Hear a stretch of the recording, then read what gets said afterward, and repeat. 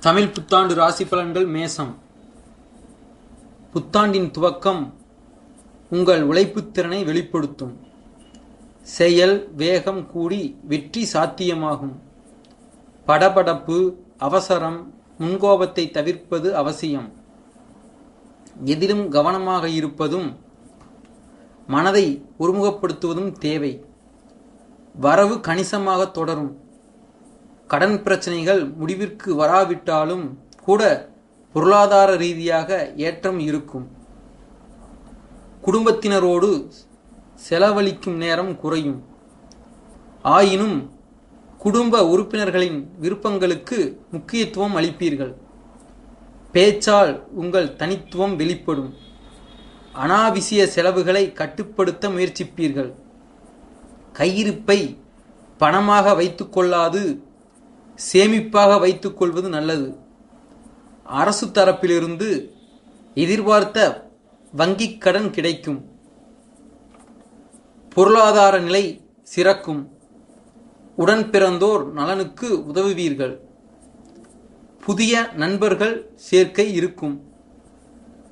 உறவினர்கள் வழியில் தோன்றிய முக்கிய பிரச்சனைகளுக்கு தீர்வு காண்பீர்கள். அடிக்கடி வெளியூர் பயணங்கள் மேற்கொள்வீர்கள். பிரயாணத்தின் போது அறிமுகமில்லாதவர்களிடம் எச்சரிக்கை அவசியம். பிள்ளைகளின் செயல்கள் மன வருத்தம் தருவதாக அமைந்தாலும் பின்னர் அதில் மாற்றம் ஏற்படும். வாகன பயணத்தின் போது மிகுந்த எச்சரிக்கை அவசியம். பொது பிரச்சனைகளில் அதிகம் தலையிடாமல் இருப்பது நல்லது.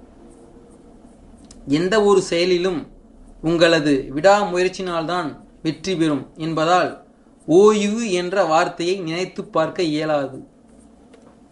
மாணவர்கள், கல்வித்தரம் ஏற்றம் இறக்கமாக இருக்கும். ஆராய்ச்சித்துறை மாணவர்களுக்கு நல்ல முன்னேற்றம் உண்டு. மருத்துவத்துறை மாணவர்களுக்கு சாதகமான நேரம். பெண்கள், பிரச்சனைகள் தீர குலதெய்வ வழிபாடு அவசியம். வீண் வம்பு பிரச்சனைகள் விலகும். ஆரோக்கியம், கை, கால், மூட்டு, முழங்கால், பல்வலியால் அவதிப்பட நேரிடும். உடல்நிலையில் மாற்றம் ஏற்படும் போது உடனுக்குடன் கவனித்துக் கொள்வது நல்லது. உத்தியோகம், இவ்வருடம் வரப்பிரசாதமாக இருக்கும். வண்டி, வாகனங்கள், மின்சார இயந்திரங்கள் போன்ற துறைகளில் பணியாற்றுபவர்களுக்கு ஏறுமுகமாக இருக்கும். சுய தொழில் செய்பவர்கள் அடுத்த நிலைக்கு முன்னேறுவர்.